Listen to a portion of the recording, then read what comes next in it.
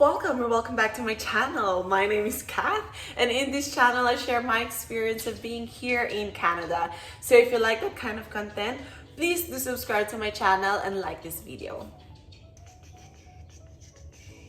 And hello, once again, I am here, you are here. This is the part 2 of this video. If you haven't watched this video, make sure to click the link in my description box below after this vlog. And as I've mentioned on the part 1, I've been working my ass off to get an RCIC to be here in our channel to answer your questions. And I did. I am so excited to introduce you once again, Carla. She's gonna answer the last few questions that you guys sent to me, and I'm so excited to clarify all these questions for you guys, and with the help of a legit RCIC, of course. And Carla is accepting one-on-one coaching for your application, whether it's student or permanent residency. So if you want a help and assistance, make sure to reach out to her. I have her information in my description box below, or you can message me directly so I can connect you both. Alrighty, let's go and answer your questions. So, first question ni Madam, is it risky for students to have a short vacation in PH before graduation? After I study, still have that 90 days grace period. Is it risky, or is it okay, or is it what? Okay, so again, in my own practice, right, although you are really allowed, like students are allowed to come in and out of the country, right? Kahit na meron pa silang program, they can take a break. But do I suggest that? No, right? Because for me, I'm always on the less riskier road, right? Dahil, I understand that you invested so much, not just money, but time Yeah. just to come here. And when you come here, you want it to be less risky, right? As possible. But is it allowed? Yes, you're allowed to take term break. You're allowed to go in and out of the country. If you ask me, hey, I want to go back to the Philippines for 3 months, I would say, don't do that. If it's not an emergency, don't do that, right? Um, let's say it's an emergency, yeah, go do that. So what are the effects, right? So most likely you're gonna take a term break, you're gonna lengthen your program. Yeah. Meron na kaming mga cases na ganyan. Or you have to check first, hey, is your TRV valid still? Right? So yung TRV and yung permit is two different things. So let's say you still have a valid study permit kasi may program ka pa, let's say up to next year, but yung TRV na binigay sa'yo ng Canada is just one entry, right? Yeah. You have to check that too. When you go outside of the country, it is allowed. Now, the question is, if you don't have a valid TRV, you can't go back in, Yes. even if you have a valid study permit. So that also happened to me, Okay, share. I went back home, and then I was still in school at that time, but that's my second program. So I did not extend my TRV because it allows me to stay for more than what I need for my first program. But now that I went back home, my TRV expired. I have to extend or renew my TRV while I'm still in Philippines, and then while I'm studying online because it was still COVID time. So it was really stressful because I have to wait longer because I'm in Philippines, so the wait is longer than when you're in Canada. So I think I was in Philippines for like 3 months because I've been waiting for my TRV to come back to me. Yeah, exactly. Yeah, So it's real experience. Yeah, instead of me back in Canada having my own Canada time while I'm studying, I study back home at 12 a.m. Because why? Why do they do that? But actually, you're very lucky during that time because they offer online. Yeah. But say if they don't, which is they only offer that because of COVID, right? Yep. So ngayon, we're going back to normal, right? Going back to normal, most classes are already in person.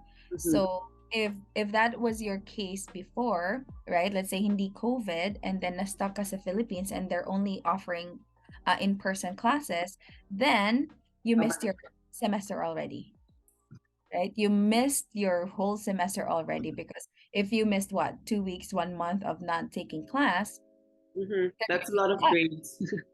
yeah, diba? And then what's gonna happen? You have to extend your program. You have to take it on another term. You have to extend your study permit. Everything is affected. Mhm. Yes, and Diba? that's a lot of additional. Additional money too, exactly, and time, Yes. right? So basically, if I mean, you're coming here to study anyways, diba? You're already in that mindset now. Oh, I cannot go back home for maybe the next 2 years, right? So just take the easier route. Again, make your life easy. Don't take those risks if it's not an emergency. Yeah. And meron din naman like school breaks, right? So during school breaks, you are allowed to go home as long as pagbalik mo, you have your valid visa, valid passport, valid permits. So, Yes, lahat valid. hindi expired. Yeah, exactly. Next question is, hello po. May tanong po kami, naguguluhan po kasi kami, dapat po ba 50% ng class namin in person or pwede po bang online? Though nasa Canada na po kami, sana mapansin. I think this is because of COVID. Like classes have been either online or in person, some still hybrid. And people get confused because it kind of affects their PGWP, like if they're gonna get their PGWP, right? So, ano ba? Naguguluhan daw sila. Basically, it all depends on your school. Because each school, they have, a different protocol, right? So just keep in mind na ang susundin mo is what the school actually tells you to do. Yung protocol na yan or like yung rule na yan na online, in person, study outside Canada, those are made specifically for COVID. And now COVID is almost over or over in a sense, right? So now we're going back to the normal, things, right? Like in-person classes. So disregard that. Diba? Ngayon, just keep in mind that whatever the school tells you to do, we're going back in person, just go back in person. Kasi alam nila when is it from and when is it like Started. right? It started and ended. So, yeah, if nag-fall ka doon sa, let's say yung mga student from last year, syempre, ang transition period nila is like right now, Yeah. right? So, yeah, like you don't have to prove a lot of things kasi IRCC knows, right? Na nandun pa yung validity na yun. So, True. Okay. Nalinawan ka na po ba? napansin ko po. Pansin ka na po. Charik! Hi po. As international student, you are just allowed to work for 20 hours a week, right? Paano po yun? You can have multiple jobs. How about yung computation ng hours per week? Originally, 20 hours lang talaga ang pwede sa students, right? But again, to help with, of course, COVID, right? To help students financially as well, they extended it into 40 hours a week, which is full-time work. So does it matter kung ilang employers? No, doesn't matter. As long as you don't go over the limit.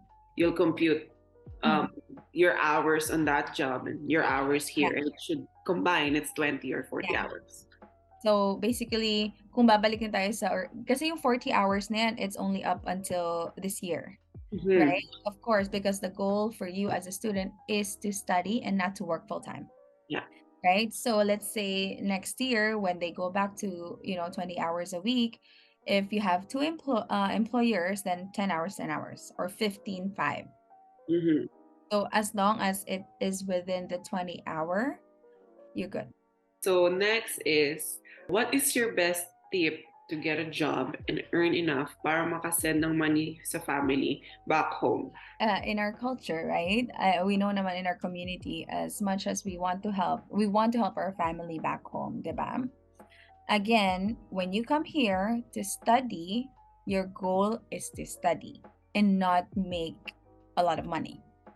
Diba? Ganun talaga yun. But then, syempre, not all situations are the same. Sometimes we have a family back home that we need to support. Yeah. When you come here, expect already that in your years of studying, you're not gonna earn that much. right? The government won't allow you to do that, diba? But when you come here, you're going to do part-time job that is basically just enough, diba, for your living expenses. And some of the students here, nagbabayad pa sila ng tuition nila dito, right? And it's not easy. It's not easy when you have to come up with your tuition fee and you're only working part-time, Yeah. right? So, my basically best tip is when you come here, you're studying, don't be picky. Diba? Don't be picky on your part-time job kasi your part-time job is just to help you support yourself while Yes. you're studying, Yes. right? Lahat ng experience mo on your part-time job, you cannot even use it for express entry. That doesn't count, right? Just letting you guys know it does not count. So whatever job that you can have during that time, diba, just take it. Take it as also get your feet on the door, right? Ng employment world sa Canada because it's gonna teach you a lot, right? Like what are the employee benefits here if there is, right? And then how to of course navigate to the employment world, 'di ba? Na how to network, how to gain experience. So Mm. yun yung mga magigain mo in the very first months or year of working part-time. But Right. if your intention is really to make a lot of money, you cannot. Especially if you're You're if still you're studying. if you're still studying, right? But it's always, of course, recommended even if you have a lot of, savings in your pocket, right? Nung nagpunta ka dito, go work part-time. Go gain that experience, right? Because at the end of the day, your goal is to be a permanent resident here, Yeah. right? And dun pa lang sa time na pagdating mo dito, you gotta learn already how money works in Canada, right? How taxation works. Yes. Yung mga yun. What are the benefits that you can get or you cannot get, right? How to navigate with like basically yung mga hours of work, diba? And how to balance studying and working. But like for me, best tip is just be open-minded with all opportunities Canada is offering. Like anything can happen, right? Even in your career, you can always change that. Networking is the answer to a lot of things. The more people you know, the better. Yes. And of course, don't be picky when it comes to part-time jobs. Yun lang. You gotta do what you gotta do. You gotta do what you gotta do first. And I would say if there's a good opportunity, always take it. Mm-hmm. Diba?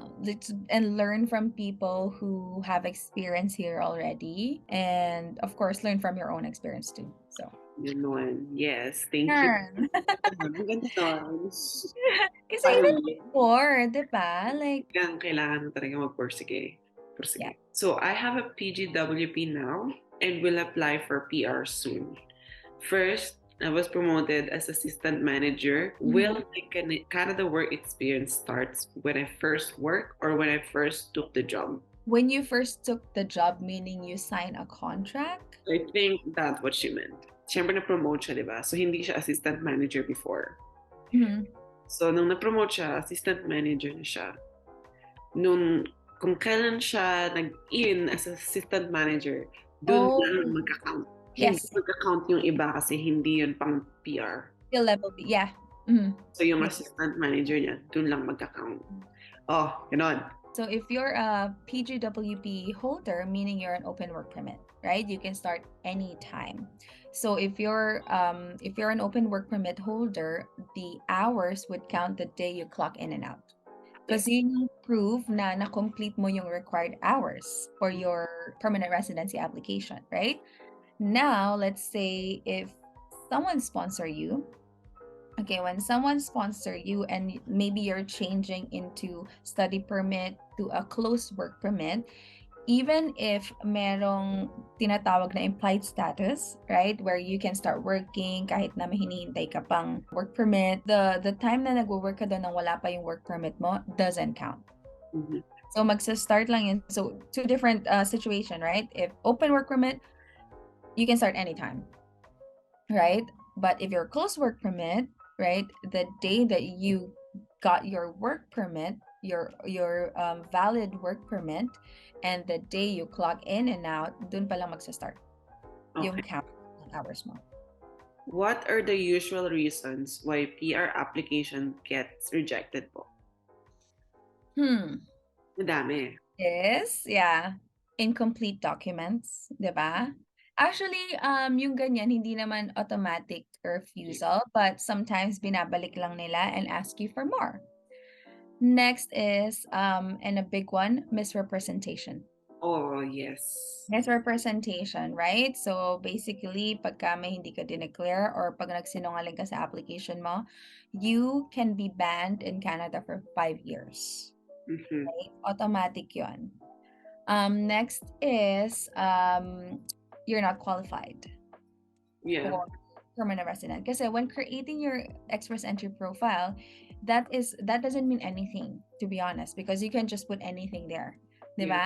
Now, when you get invited and na-assess ng visa officers na, oh, it does not match your express entry profile or you don't have enough proof na talagang you're qualified. So, your permanent resident can be denied. Yeah. Or let's say ma-discover nila that you have medical inadmissibility or syempre yung mga criminality and all those stuff, pwede ring ma-deny yun. Nako, nagod. Yes. So you gotta be careful, right? Yung mga like Canada is allowing you to be honest to apply on your own. Yeah. No one is stopping you to apply on your own, right? But it is the risk that you're gonna take. Yeah. Because even consultants cannot promise you 100% approval, diba? But Mhm. at least you have basically a professional, right? Kasi for us naman, we don't just wake up and get the license, right? At least you have a professional to double check everything na hindi ka deny on a very simple reason. Yeah. Because denial is not just, like another kumbaga additional payment, additional, like Time. gastos, Yes. investments, right? However, the time and yung record mo na may denial ka na. Kasi now, after denial, you gotta prove a little bit more. Diba? More and more. So, Yeah, that's true. So guys, ito na, last question na tayo. Medyo broad itong question na to, but we'll try to answer it very concise and briefly. Sweet and simple. Ganun. So as an international student, what are the best pathway for me?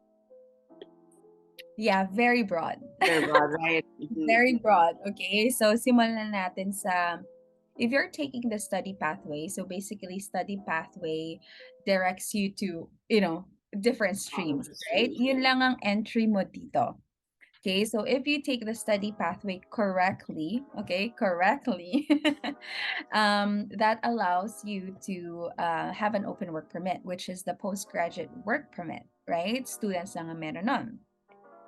And when you already have your open work permit, it allows you to gain Canadian experience, right?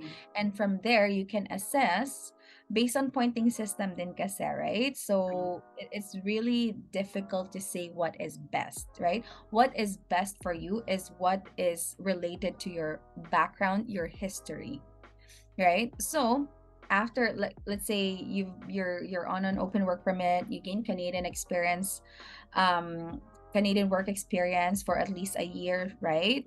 So you can either go by province, depends on where you at, right? So even coming mga consultants, we cannot master every provincial nominee program, Mhm. right? So, and then there's express entry. So I just want to make it clear that express entry is an online system. It's not a PR pathway, right? Hindi siya isang PR, hindi siya isang permanent residency stream. So express entry is an online application that is intended na mapabilis yung PR application mo. So under express entry, there are streams, Yes. right? Like as maybe we are kind of familiar with, federal skilled worker, Canadian experience class, federal skill trade, and each of that has their own qualification, Mhm. right? So at this point in time, I cannot answer that question like what is best for you. Yes. Kasi it all depends on your background, your English score, your age, like a lot of things affect that, right? Mhm. You have a lot of choices, basically. Sure. Diba? But in order for us to really tell you or to really suggest a stream for you, we need to get more information, Yeah. right? And really to assess, because it doesn't mean that, let's say for you, Kathy, you went on a study pathway, and then let's say your colleague went on a student study pathway as well, pero siya with family. Yeah. Your assessment would be like 100% different, Yeah. right? Or if they are older or younger than you, then the scores would be different too, Mhm. right? There are many streams to apply for your residency, but to really assess, you need to consult. Yes. Yeah. So yeah, Meaning, very vague. meaning, contact Carla. Her information is in my description box below, and other resources that will Mhm. also help you in terms of these questions. Nasa description box ko din yan. Yes. So, Yeah, you can always seek for, consultation, right? Or all informations are in, of course, internet.